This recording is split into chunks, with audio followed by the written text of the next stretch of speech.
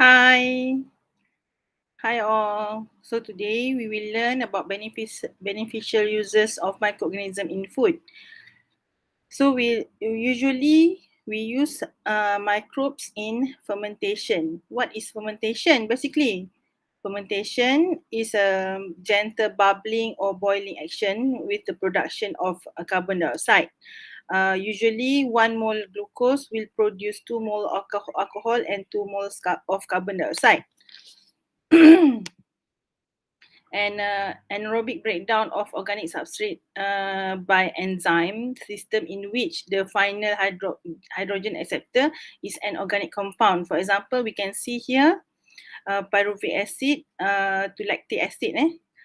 Kita boleh tengok apa yang berubah kat sini. Dengan ada NADH2 and jadi NAD. Okay, jadi lactic acid kat sini. So biological process that occur in the dark and do not involve respiratory change with oxygen or nitrate as electron acceptors. So it can be with either sugar to acid to alcohol or aldehyde, protein to amino acid or to alcohol or aldehyde, or lipids to free fatty acid or ketones. Okay. So roles of microorganism. Here we will discuss about starter culture, spoilage organism, pathogenic organism, and commensalism, moles, yeast, and some genetics. Interaction of microorganism and industrial management. Okay. Physical changes of property of food matrices. So bila kita buat fermentation, when we discuss about fermentation, we will surely see the physical changes of the food, which is in color, in texture or water content. In the biochemical, the key molecule contribute to product physical and functional changes, and also the in nutritional, which is protein to carbohydrate protein, carbohydrate, fatty acid or vitamin, and etc. Okay. Okay, why do we ferment food? Okay, for example, gambar ni gambar kimchi. Kimchi. So basically they want to preserve the food. It is part of the food preservation. Bila kita sebut food preservation, we want to inhibit the pathogen and also we want to inhibit spoilage organism, because we know that sayuran, vegetables are prone to spoilage organism. Okay, we want to change the organoleptic characteristic, for example, to increase the flavor, to increase the texture and to increase the odor. Sebab bila fermented food akan ada perubahan bau, contoh macam kimchi, budu, cencaluk, belacan, ada increase of the odor. Okay. And also we also have controlled fermentation and also natural fermentation. So in natural fermentation, we create condition to inhibit undesirable fermentation yet allow to the desirable fermentation. For example, we have lambic fermentation, beer-like beverages, which is from Brussels, Belgium, and also vegetable fermentation, for example, kimchi, vegetables tambah salt. And then control fermentation, deliberately we add in microorganism to ensure desired fermentation. For example, ada fermented dairy products. For example, they convert lactose to lactic acid. This one we need starter culture. Apa starter culture nanti kita discuss sekejap lagi. Lactic acid, for example, dalam kes ni kita guna starter culture from lactic acid bacteria. And also secondary fermentation, microorganism other than starter culture, secondary flora we add in. For example, in fermented dairy products, non-starter culture lactic acid, and to enhance the organoleptic properties of the product. Okay, which microorganism will dominate the food? It depends on the food-related factor, which is the nutrients, the pH, and the water quality, and also the environmental factor that we provide to the food, which is temperature, atmosphere, and relative humidity. So microorganism used in food fermentation. Okay, for example, kalau dalam yogurt kita guna lactic acid producing bacteria. We have Homofermentative LAB. LAB stands for lactic acid bacteria, and Heterofermentative LAB. We also have ethanol producing yeast. For example, untuk buat beer, we have Saccharomyces cerevisiae. Flavor producing microorganisms, for example bacteria, yeast or molds, and acetic acid producing bacteria untuk buat acetic acid, which is acetobacteria. Okay, Homofermentative LAB usually anaerobic glycolysis. Dia punya situation adalah dia perlukan anaerobic glycolysis for glucose utilization and transformation of glucose to pyruvate when limited amount of oxygen are available. So dalam kes ni dia convert glucose kepada 2 pyruvate dan kepada 2 lactate. So actual yield of 1.8 mole lactate per mole glucose. So about 90% conversion lah. Net energy yield is about 2 mole ATP per mole glucose, and the example are Lactococcus, Streptococcus, Pediococcus and Lactobacillus. Some of Lactobacillus lah. For heterofermentative LAB, hexose monophosphate or pentose phosphate pathway, they convert glucose kepada lactic acid about 50%, produce ethanol and also CO2, can also form acetate, and the net energy yield is about 1 mole ATP per mole glucose. The bacteria involved is leuconostoc and some of Lactobacillus, and some additional biochemical pathway to obtain energy, arginine fermentation and protein motif force. Okay, Saccharomyces. Saccharomyces is sugar fungus. Saccharose means sugar, myces means fungi. Found naturally in grapes and other fruits. So many strains are commercially available. Anaerobic and anaerobic metabolism. Alcohol is produced anaerobically. So kat sini from glucose daripada grape, for example, produced to ethanol and carbon dioxide. Okay. So kita juga ada flavor producing microorganism. For example dalam production of cheese, cheese macam contoh ni blue cheese, ni cheddar, So kita ada bacteria Limburger cheese, Brevibacterium linens and Swiss, Swiss cheese kat sini, and also we have molds, ada tempe pun kita guna, tempe bukan cheese lah basically. So tempe kita guna Rhizophus oligophorus. Another example is fermented dairy products. We have product of cheese, fermented milks like yogurt, acidophilus milk, sour cream, cultured buttermilk and kefir, kumis as well. Okay, starter culture. Basically, we use starter culture to start the fermentation. So traditionally, the fermenting organism came from the natural microflora or portion of previous fermentation. For example, you have conduct a fermentation. You ambil sikit from produk tu yang masih ada culture bacteria dalam tu. You start the next fermentation using that particular bacteria from the previous fermentation. So in many cases of natural microflora is either inefficient, uncontrollable, unpredictable, or it destroyed during preparation of the sample prior to fermentation. For example, pasteurization. A starter culture can provide particular characteristic in more controlled and predictable fermentation. So kalau you start buat dekat rumah, tak sure sama ada sebab keadaan tu kita tak control. But then kalau kita buat fermentation tu dekat kilang, kat plant, so kita ada control environment, so we know what happened during the fermentation and what we gonna get, what product will we gonna get in the future. Okay, lactic starter culture always include bacteria that convert sugar to lactic acid. For example, Lactococcus lactis subspecies lactis. dan yang lain-lain. So where flavor and aroma compounds such as diacetyl are desired, the lactic acid starter will include heterofermentative organisms such as Linoconostoc and Citrovorum or Linoconostoc dextranicum. So kita nak tambah aroma atau flavor, kita tambah another type of bacteria. Okay. So the primary function of lactic starters in the production of lactic acid from sugar. Kita nak start dia sebab kita nak buat production of lactic acid daripada gula. So other function is increase the flavor, aroma and maybe alcohol production dalam alcohol production, proteolytic or lipolytic activities and also inhibit of undesirable organism. So a good starter culture should convert most of sugars to lactic acid, increase the lactic acid concentration from 0.8 to 1.2 tetrable acidity and drop pH between 4.3 to 4.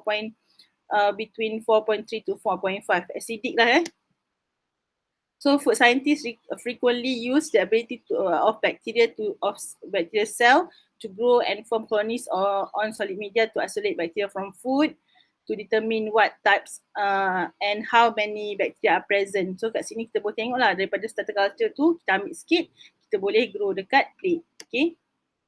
Requirement of good starter culture depends on the activity. The metabolism must be stable and no objectional characteristic. Okay. So kita tengok problem of starter culture. Strain antagonism. In mixed strain culture lah basically. So the dominant can result from optimum growth environment or production of inhibitory metabolites. This can affect product quality and increase starter culture failure through phage attack. Culture producers test the compatibility between strain. Loss of desired trait. For example, kita dah guna for the first time, kita ambil lagi, kita guna lagi, kita ambil lagi, kita guna lagi. For example, kalau strain tu ada plasmid link desired trait, okay, dia boleh hilang waktu kita subculturing, storage or undergo some growth condition. Physical and chemical stress and long freezing can also result this, and also genetic engineering provide research on this. So dia boleh hilang karakteristik yang kita nak. So waktu kita reculture balik, okay. Cell death and injury. The effective use of frozen and freeze-dried concentrated culture depends on two important characteristics. Culture need to have large number of viable cells, and also cells should have a short lag phase so that they can start multiplying very quickly. So freezing and thawing and freezing, drying and dehydration are known to cause cell damage, so leading to cell death and cell injury. So concentrated cell culture fails to meet the need of initial viable concentration and relatively short lag in fermentation process. So cell death and injury akan menyebabkan dia short lag lah dekat fermentation process tu. Inhibitors in raw materials. For example, setengah-setengah produk dia ada inhibitors, okay, for the starter culture. So, for example, ni kat sini, milk can contain either antibiotics given to the animal to treat some infection and also sanitizers from the equipment. Meat can contain ingredient used to make fermented sausages such as phosphate or nitrate and sanitizers from equipment. This factor can prevent or reduce the growth of starters. Okay, bacteriophage of lactobacillus lactic acid bacteria. So bacteriophage is basically bacteria killing machine. Kita kata bacteria killing machine lah basically. So kat sini kita boleh tengok dia ada lactic and lysogenic cycle. Phage ni attached to the host of, dia start pada atas ni. Phage attached to the host cells and inject the DNA, and then dia jadi macam ni dua kan. So dia produce the lactic ni, dia produce the bacteriophage. Phage and DNA protein are synthesized and assembled into new phages and then pecah akan, so bacteriophage ni akan attack sel yang lain.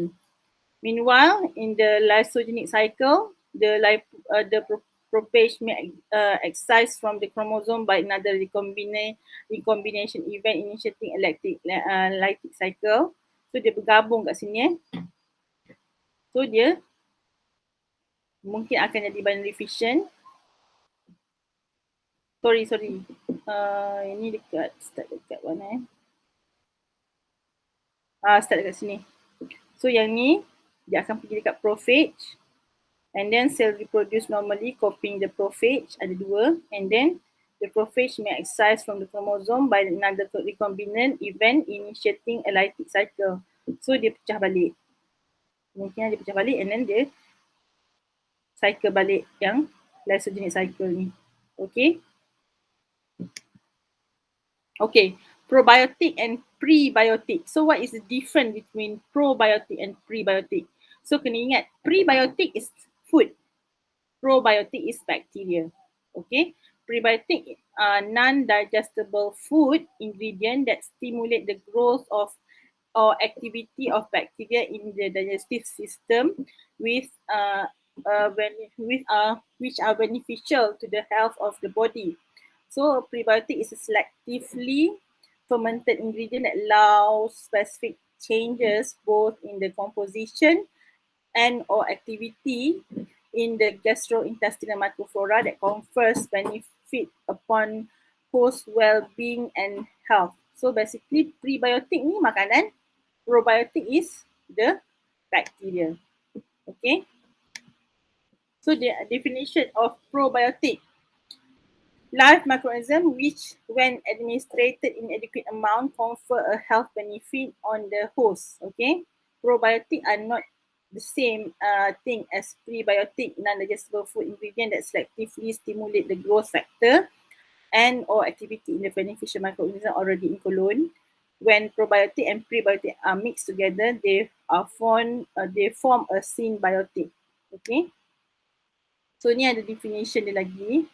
Containing viable defined microorganism in sufficient numbers which alter microflora in a compartment of host and by that exert beneficial health affects the host.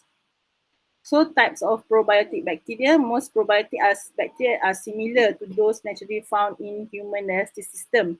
Okay, macam mana dia buat probiotik ni? Selalunya dia akan culture the bacteria from the gut. From the feces dia ambil. Okay, from the gut tu dia ambil and then dia culture. Dia subculture. So dia akan dapat lactobacillus and bifidobacterium. Okay, most commonly lactic bacteria such as lactobacillus and bifidobacterium. So this is the major probiotic. So kita ada lactococci, lactobacilli and bifidobacteria. So kita boleh tengok kat sini. Ada lactic acid plus small amount of CO2, lactic acid jadi ethanol and CO2, lactic acid and acetic acid. Ada lactic acid bacteria, ada Enterococcus faecium. Faecium ni from feces lah, which produce lactic acid. And also we have Streptococcus thermophilus. So kita boleh tengok kat sini. Harmful and beneficial bifidobacterium. So kita tengok bifidobacterium inhibit of harmful bacteria. Lactobacillus aid in digestion, absorption of food, ingredient, minerals and synthesis of vitamin. But kita boleh tengok harmful kat sini, yang kuning ni harmful. Bacteroides, Eubacteria, Metanogens, E. coli, Enterobacteria and Vilonella. Kat sini jenis-jenis dia. So this can produce toxin, potential carcinogen, intestinal putrefaction, diarrhea, constipation, infection and systemic effect. So basically when it is good, when we had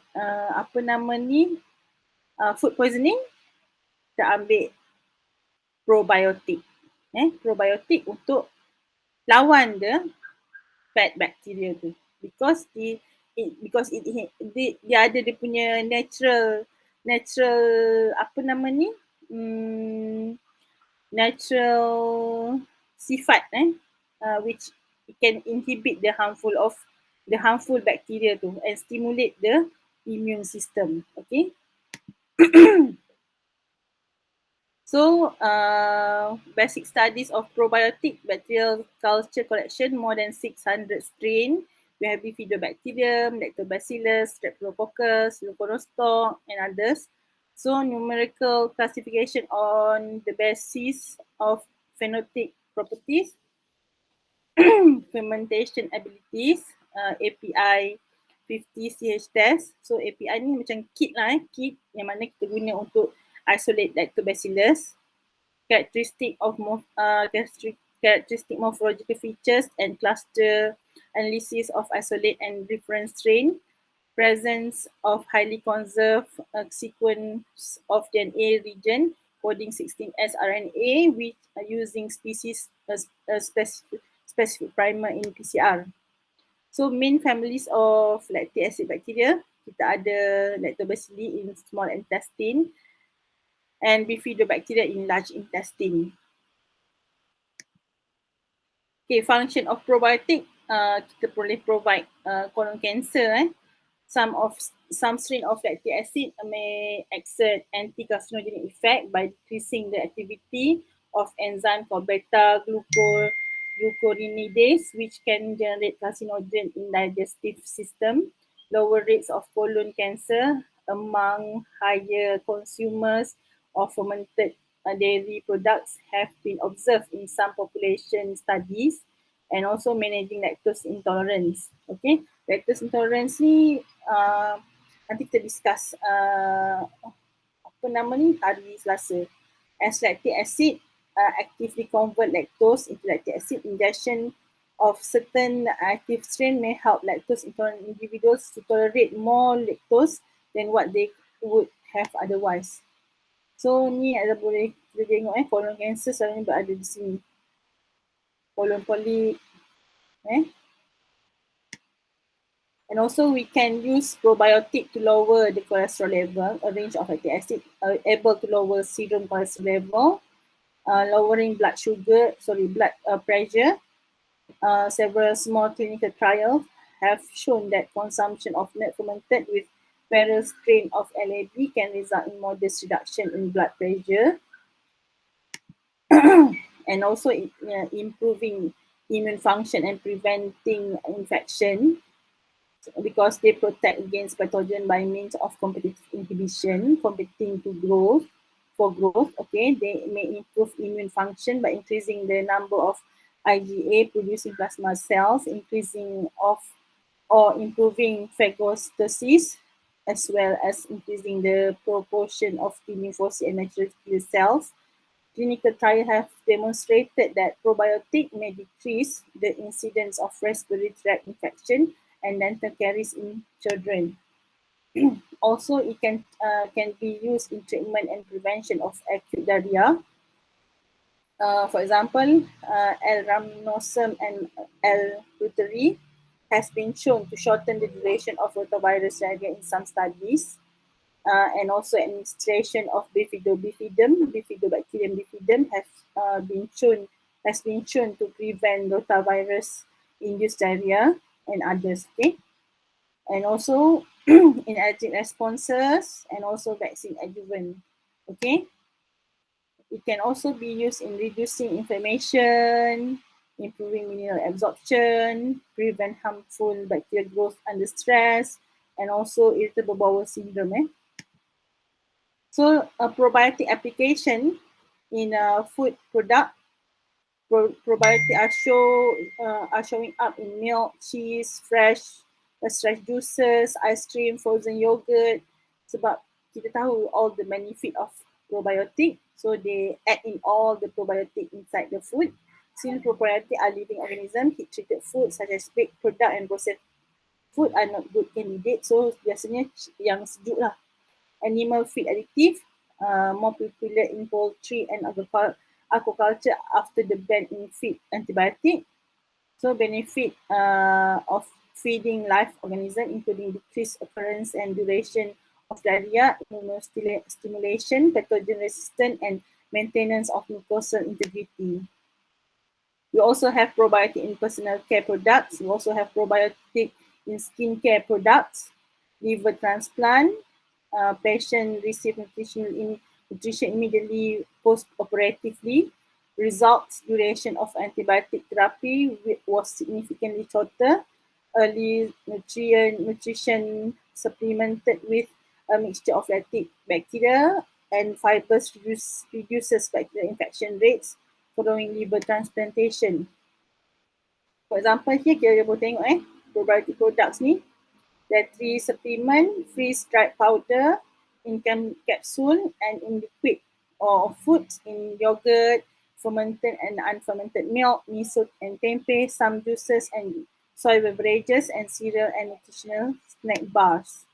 We also have it in animal food product.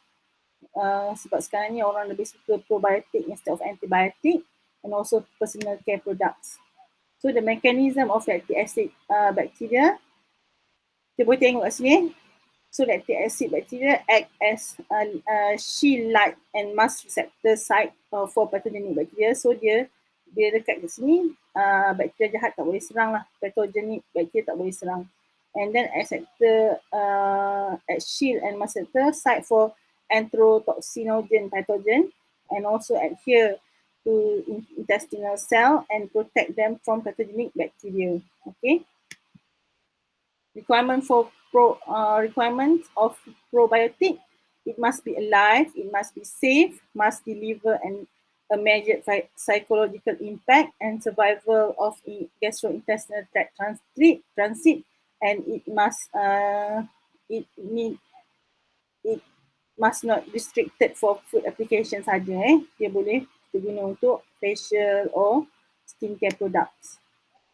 Okay, probiotic and poultry. A probiotic made up to 29 bacterium is being used in chicken. This established as functional microbial community in the system and limit salmonella colonization in the gut through competitive exclusion. Single cell proteins refers to the dried cell of microorganisms such as algae, bacteria, and fungi, used as protein sources in animal feed, including human food supplement. For example, kita ada protein made from bacteria and spirulina. Biasa dengar spirulina, banyak orang makan spirulina sekarang. Whole cells as well as beta-carotene from spirulina are available. And then we also have yeast as food supplement. Yeast for nutritional purpose is cultivated in large aerated fermenters in a medium containing molasses as an ingredient. At the end of the growth period, yeast cells are recovered by centrifugation and washed. Nutritional yeast is heat killed and usually dried. Yeast are rich in vitamins and in protein. And also we use mushroom as food source. Kenapa kita guna mushroom as food source ni? Sebab mushroom is rich in MSG. Yes, you heard it right. Mushroom ni kita boleh, dia banyak MSG, dia ada rasa umami tu sebab tu dia sedap. Several kind of fungi are source of human food, which the most important are the mushroom. Mushroom commercially available in most part in the world and is cultivated in mushroom farm. Fungus is grown under environmentally controlled condition in a mixture of soil and organic matter.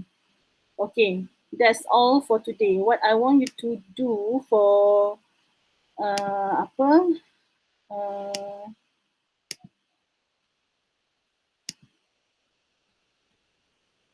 I want you to do for Tuesday is you can find if you can find any other fermented food or probiotic skincare or probiotic a supplement, and we can share it through online Google Meet on Tuesday. Okay, so I see you guys on Tuesday. Bye.